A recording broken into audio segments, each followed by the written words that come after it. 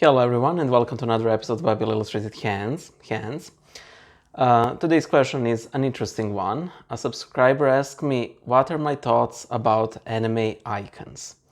Thank you for your question, and I'm glad that we're delving ever deeper into the mysteries of Christian faith.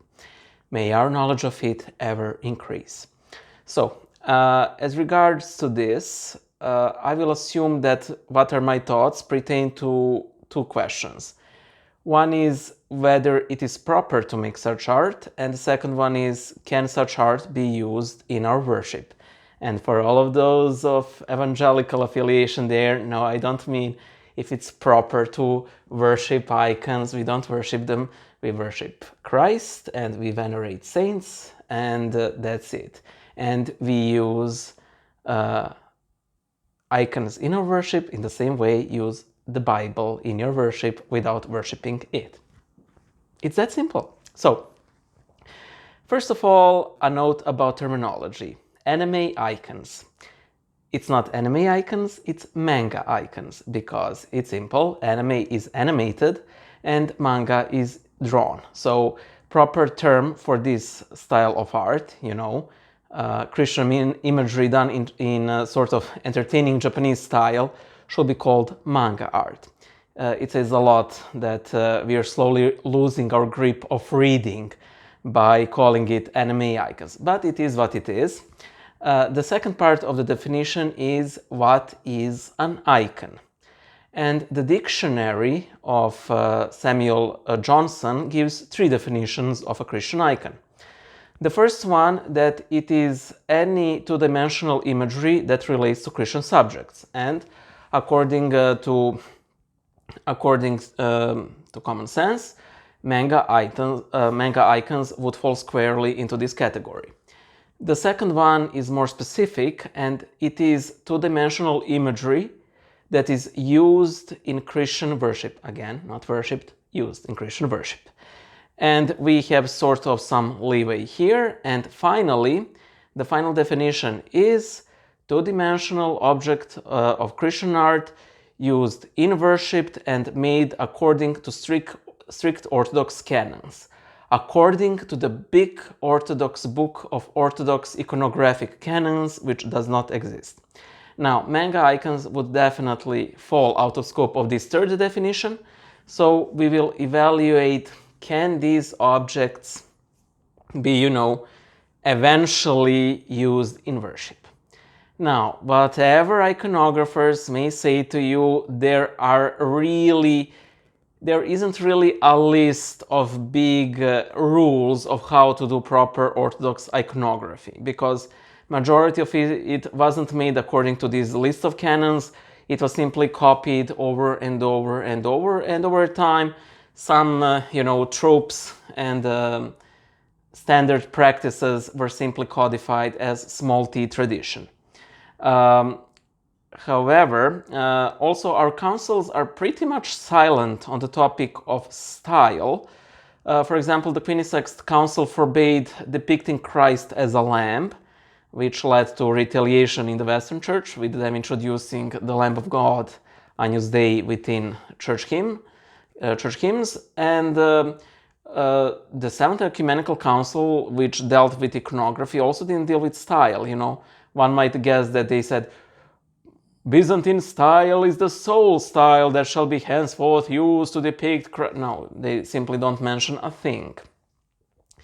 Also, a council of 100 heads that was held in Moscow in that year of good omens of 1666, I think they forbade realistic imagery, but because that council was really favored by what would later be known as old believers, it was basically cancelled. So all of its decrees were abolished. So we're not left with much as far as conciliar decisions go. Does that mean that we can use absolutely any style within the church? No. I mean, you can try, but I do not think you will get far and not getting far is probably the best outcome you can hope for. I'll give you some examples.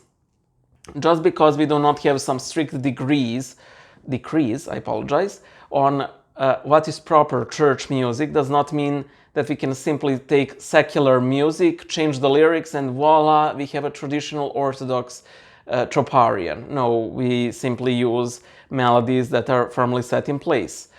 However, we do need to realize that Byzantine style, as we know it today, was appropriated from paganism. You know, when you look late pagan imagery, there is a lot of similarities that we see in today's Orthodox iconography.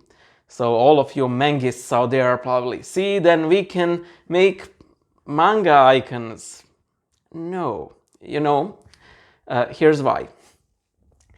Paganism, for all of its falsehood, was simply something that was considered best of a culture. It was the spiritual pinnacle of a certain culture, you know. And when Christianity arrived, it took in some of those elements and baptized them, it christened them, at the expense of the falsehood, you know. So while the style is reminiscent of Greek paganism, you know, it still caused that paganism to die out, you know. When we see an icon like this, you know, we associate it exclusively with Christianity. You're not like, oh, well, it might be like Zeus or, no, it's Christ. No, you know that it is Christ, you know.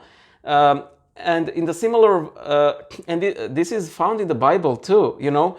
Some of the psalms really sound like some Egyptian incantations. Also, traditional Christian prayers. The breastplate of St. Patrick does sound like a Druidic incantation. Why?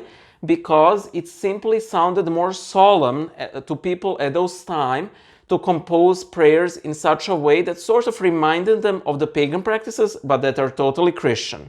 Similar in the way we would, for example, today use like those old English words like thee, thou, simply to make it more solemn, even if you can sort of describe logically why it is like that, you know. Christianity uses the most solemn parts of a culture and it uses them later on in its worship. Why wouldn't this work for anime and manga? Because anime and manga aren't pinnacles of Japanese culture. They're entertainment. Again, example with secular music. You can take Hey There Delilah and turn it into an Orthodox hymn. You can turn it into a religious song that you can use outside of church context. That's perfectly fine.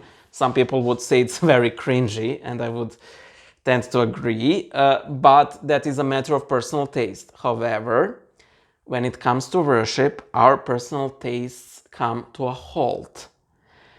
We are to present ourselves in worship as hot clay that God can mold according to his whims, desires, and needs. We're not to approach him like a rock, and there's not much he can do about it except shatter it with a rod of iron, you know. That is the reason why, in my opinion, manga and anime styles cannot be used for Christian iconography. Traditional Japanese painting, now we're talking, I personally see nothing wrong in using traditional Japanese art for Christian iconography. Of course, some elements need to be included, like writing inscriptions for the names of the saints of Christ, the Most Holy Theotokos, and so on. But for style itself, I think it's perfectly fine. It's beautiful. It looks solemn, and it is a pinnacle of a culture that is worthy, that is, how should I put it? That is of such high quality that it can be, in a way, incorporated in Japanese Orthodox Christian worship. And same goes for Japanese aesthetics, maybe some sort of Orthodox tea ceremony. I don't know. I don't want to go too far, especially because it is a culture I do not know a lot about, and I don't want to make some false assumptions. However, I do hope that I answered your question, and I hope that we can all resist Satan's temptations and tastes. Some people have said that manga and anime styles are so bad and wrong that they cannot be Christianized, I beg to differ. Again, there is nothing wrong in making Christian manga or Christian anime. That's perfectly fine, even blessed, why not? However, when it comes to worship specifically, better not, to say the least. I hope I was of some use to you, and if you have any questions, leave them in the comments. And if you ever hear somebody say, can anime icons be used in Christianity? Now you have a video to direct them at, or to throw it at them. Bye.